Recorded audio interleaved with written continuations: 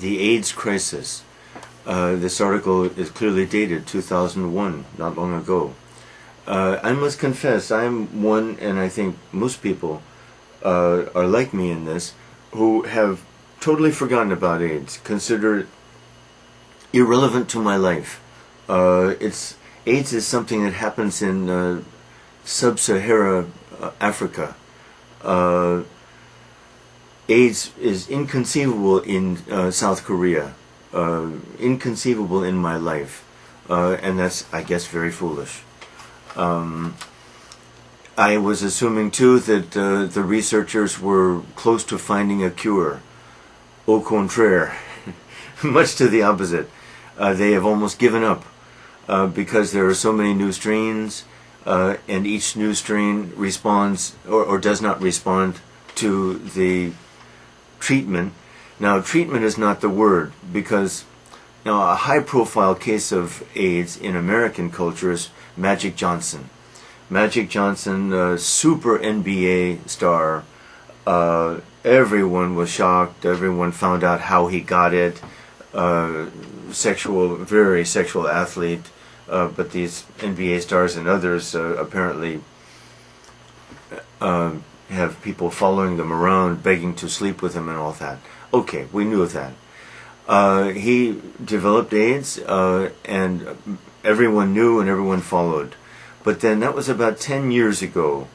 And during these 10 years, he was a lot of money, took various medicines and vitamins and things I don't know about. And he's still very much alive, very active, very visible. I saw him on TV the other day. And that's the kind of thing that makes us forget that AIDS is so huge. The kinds of medicines and things he took, first of all, a couple of things. One, he still has AIDS. Eventually he will die of AIDS. This article makes that clear. There is no cure for AIDS. One can treat the symptoms and prolong the lives of the infected. But this is an expensive thing. Magic Johnson can do this. The 50 million Africans can't do this, and the world can't do this for them either. 25% of sub-Sahara Africa has AIDS, and one supposes that that number is growing. Well, that's a huge number of people, and they will all die. How soon? Depends. In other countries, the figures have shown an increase between 1999 and 2001, Russia among them, Eastern European countries, and even China among them. This cycle that we have here of increased sexual awareness, sexuality everywhere, spread through the media, movies, TV, music, clothing, it's everywhere. Sexual liberation, change of sexual mores, most dramatically in a country like Korea. Okay, brings with it many problems, and HIV, AIDS, is one. The HIV virus, for those of you who don't know, is the virus which causes the complications called AIDS. I wasn't even sure of that. It's a much bigger problem than we have thought, and how to prevent it. It's spread by bodily fluids from an infected person to an uninfected person, mostly through sexual contact or sharing a needle among the drug addicts.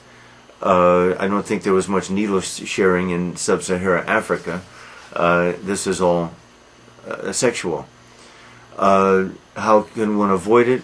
Condoms are not necessarily safe, because if the condom is at all defective, the virus can slip through the membranes of the condom.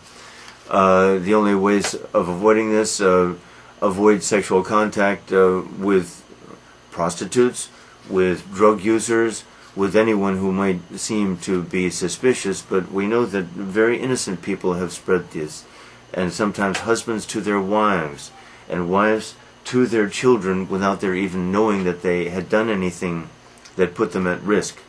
So this is an insidious thing. Abstention safest, though there have been people who have abstained who have caught it. It's a real test of us. It's just like kind of death. Death is nearer than we think. We try to forget this. We try to live in a safe environment. We try to encapsule, make a fortress around ourselves through whatever religion, technology, whatever. But death is there. Good reminder.